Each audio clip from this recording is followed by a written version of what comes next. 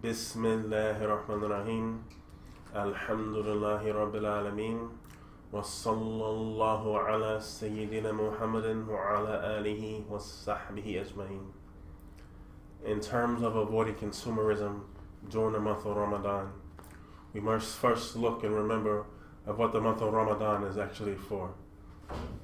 Allah subhanahu wa ta'ala says in the Quran, O you who believe, fasting has been prescribed for you, as it was those before you, in order that you may learn piety and righteousness. So how is this piety and righteousness obtained? Through restraining ourselves from our lawful desires and our basic necessities for the sake of Allah subhanahu wa ta'ala during the waking daylight hours.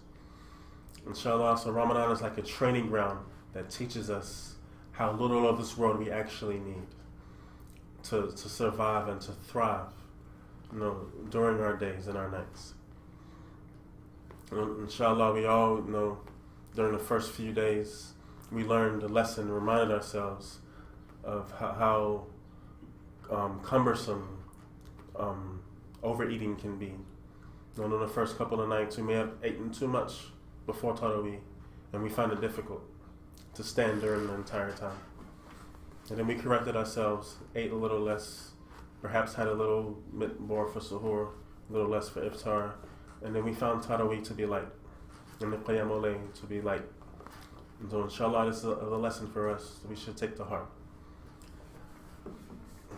Unfortunately, the Muslim world has become notorious for the amount of overconsumption and the wastefulness that we do during Ramadan. The amount of food that is cooked and prepared, eaten and thrown away even, is more than any other month, which is kind of an oxymoron, since this month is supposed to be where our consumption is reduced. So inshallah, we inspire ourselves and inspire others to return the Ramadan to the way things they should have been, and to be for Ramadan to be a lesson against consumerism and against overabundance. As the Prophet ﷺ said, the worst vessel that Son of Man can fill is his belly. And so if we can manage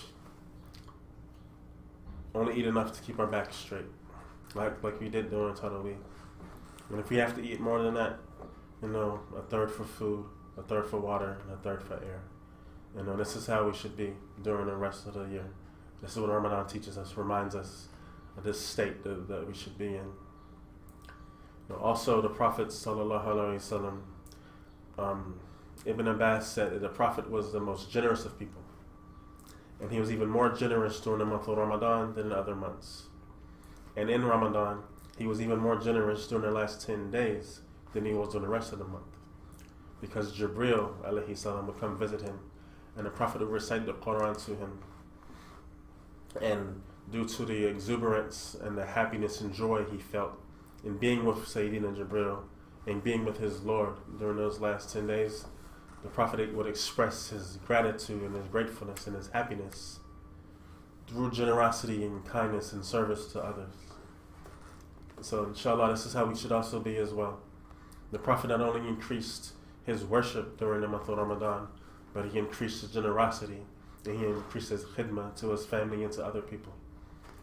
So while we do our Eid shopping and while we look for gifts for others, we should keep this in mind, that the point of this Ramadan, is the point of Eid even, is not to be a party. We celebrate, but the way we celebrate is through the prayer and through the fasting, through the eating and through visiting others, and through visiting the sick and visiting the elderly and the deceased and the infirm. And not, just make the Eid like a big party, as it tends to be in many places. We should celebrate and enjoy ourselves, but within moderation.